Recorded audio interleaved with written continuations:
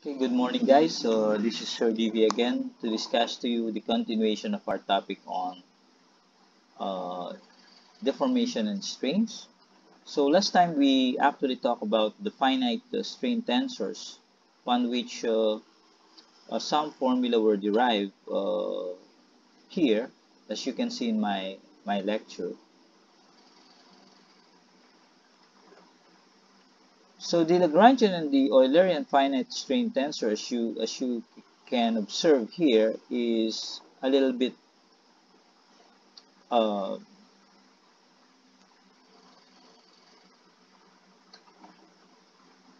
lengthy, if I may say, because a product term exists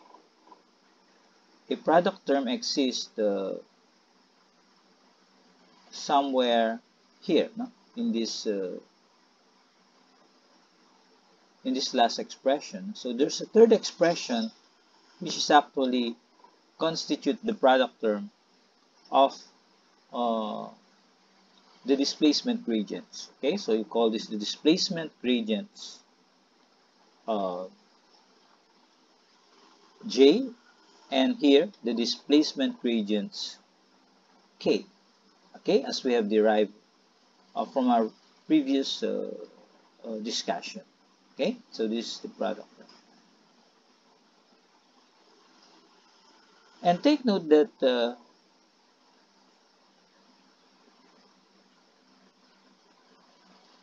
if we consider a very small deformation, uh, considering the small deformation theory that we always assume or include as an assumption,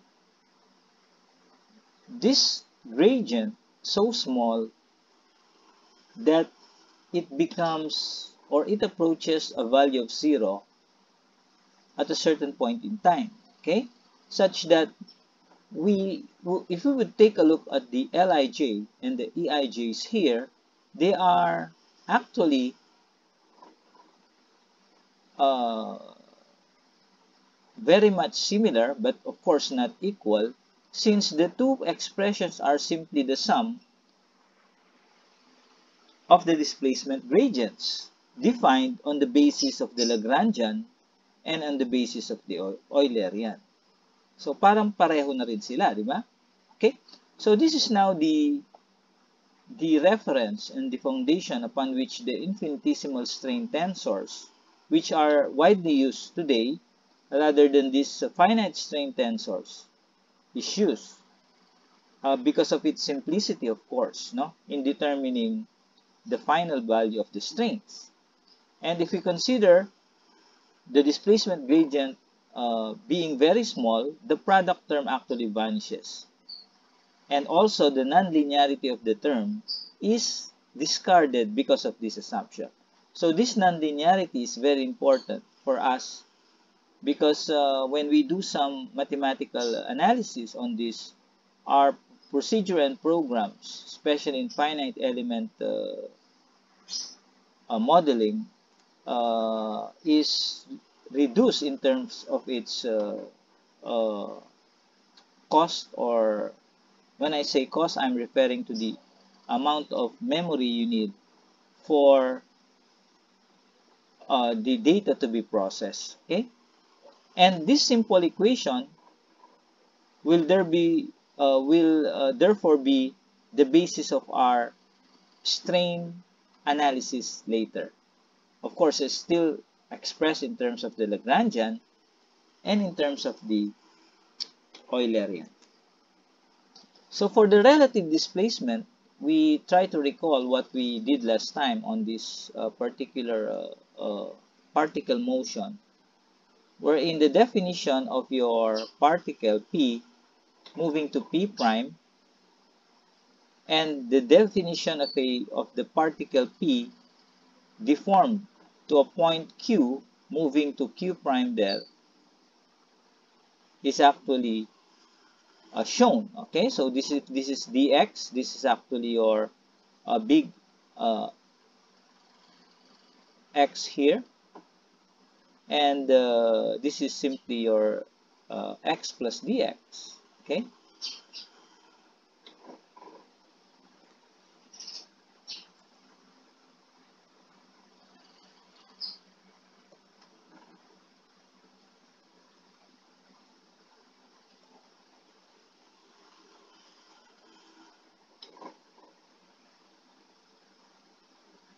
Okay.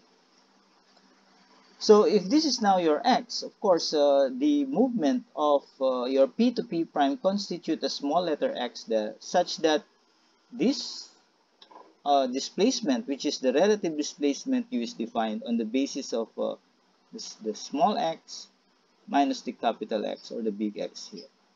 Okay? And of course, if we do some geometry there, we make a parallel line. This is a dx here. We now define,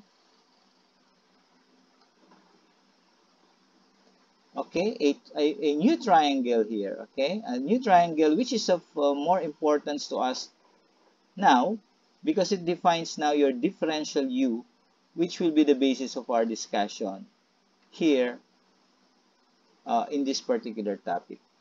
Okay, so take note how du was derived. Of course, this will now be tantamount to saying that du is simply your d small x minus d capital X.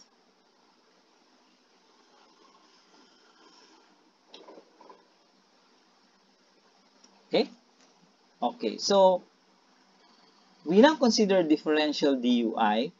Again, we just use math. What do you call this, class? When you see this kind of an expression, this is a chain rule.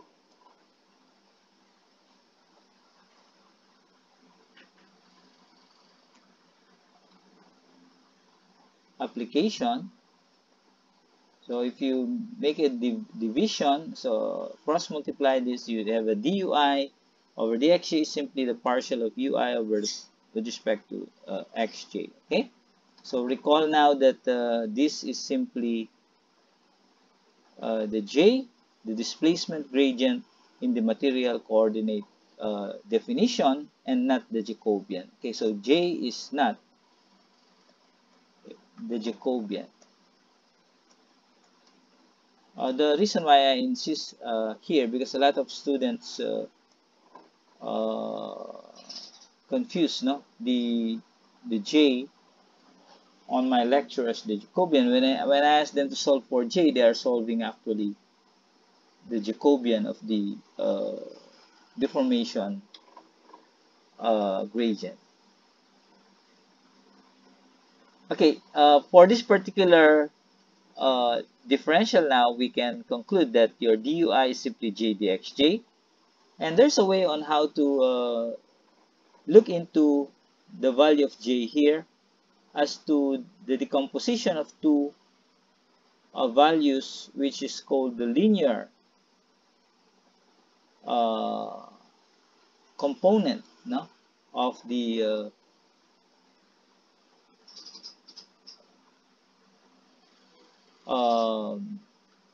displacement gradient and the rotational component of the displacement gradient. Okay, so if I just add 1/2 and 1/2 there, I will just get the full value of j, and this will just cancel out because this is a negative of the other. And if we take note of these two here, this is simply a symmetric tensor, okay? Because they are just equal to each other. Whatever is whatever value is on the upper off diagonal part of the matrix will be equal to the lower off diagonal of the matrix. And this is now, since this is negative, since this is anti-symmetric, okay? Or skew symmetric as they say, because this is the negative of the other. So if I will put it in a matrix format, so this is simply a 1/2, and then you have here a value of a partial derivative, okay, which is diagonal, and then this is symmetric on both sides.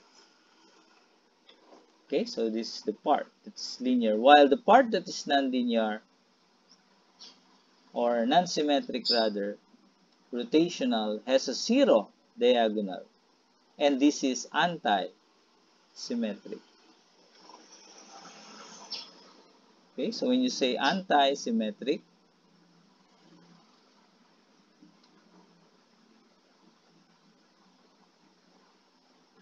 or skew symmetric,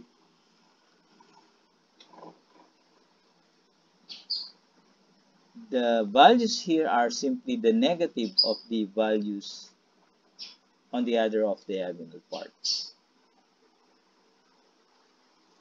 Okay, so take note that this is the linear part and the rotational part, but when you say rotational part, class, this is often regarded to be very equivalent to zeros if the body is rigid enough.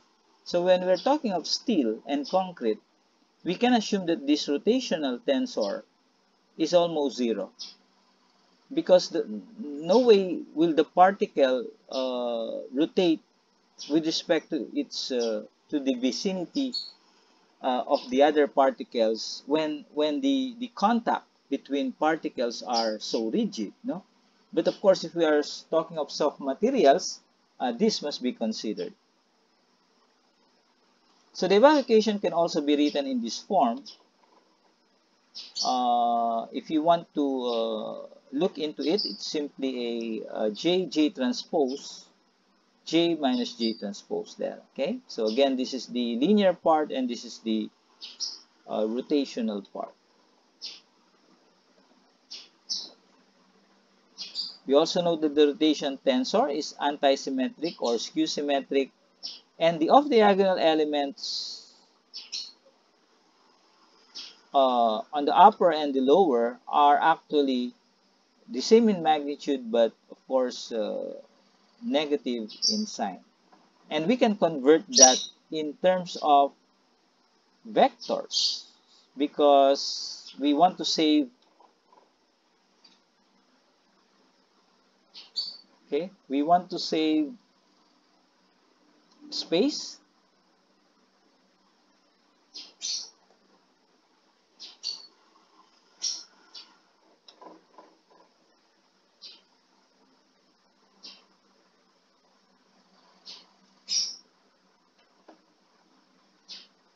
So we just convert this matrix Wij into a vector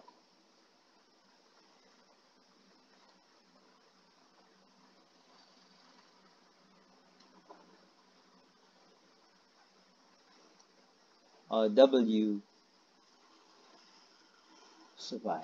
Okay, so how do we do the conversion? We simply look into the anti-symmetry property, and I'd like to just to give some corrections on this since we are talking about the permutation symbol, so these are all the positive values, must be positive values here, and this must be the negative values.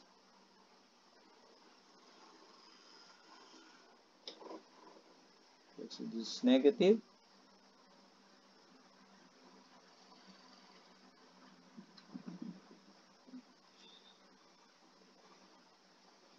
Okay, negative, negative, and negative. Okay, so this is a 2, 3, 1, 3, 2, 1.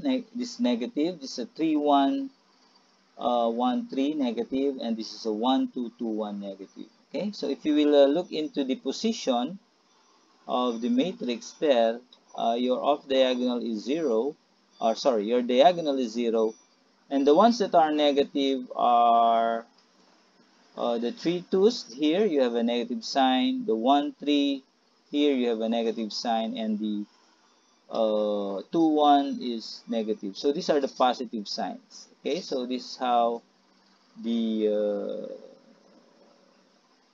anti-symmetric matrix will look like. So it's a mathematical exercise for you to be able to see that the conversion of a of a matrix to a vector can simply be given by this equation here. Okay, so epsilon ijk wkj will give you a wi there because this will contract jk and j and k will contract, and what remains is your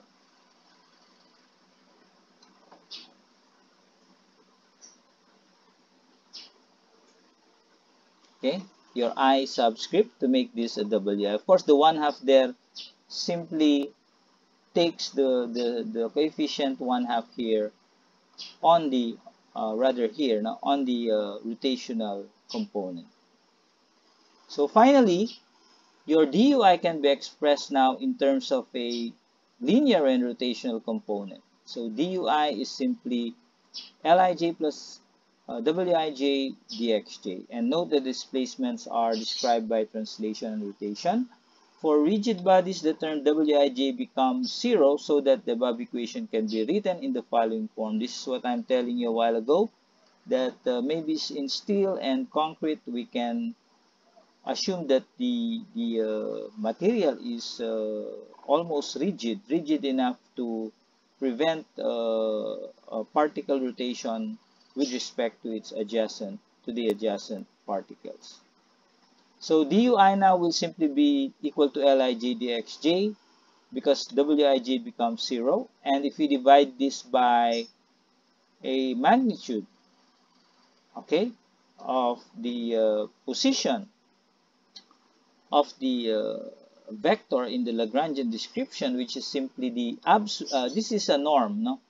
This is not a determinant. Yung when you see a matrix with a bar, no, a determinant sign, please be cautious. Sometimes it means different thing, no? So in this particular case, the vertical bar there simply connotes a norm or a magnitude. Okay.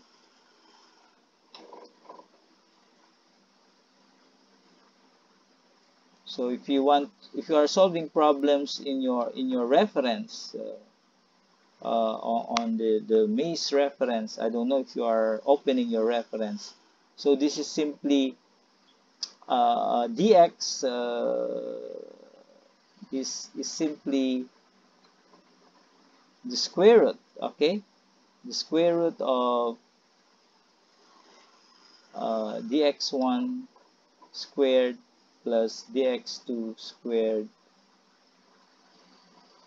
plus dx3 squared. Okay, so if you want to get the values of that. Okay.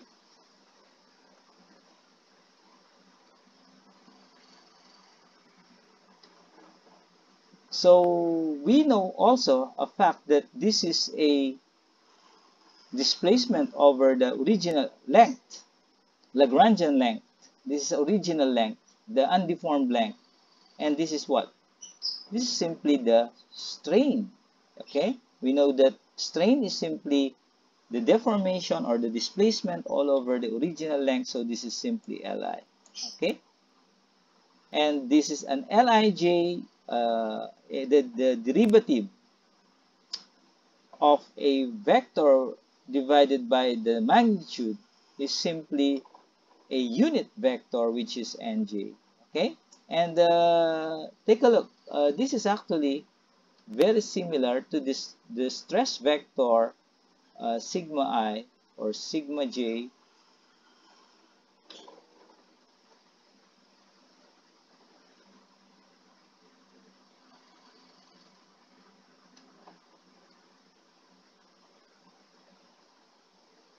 Okay, sigma I is equal to sigma ji and j.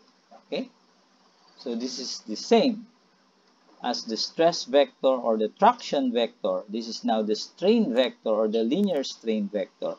So I hope you can see the relationship of the stress with the strain in terms of what you call compatibility. So they must be compatible. A stress a stress will result into a strain which must be uh, satisfying what you call compatibility in terms of the geometry uh, as described by the vector itself.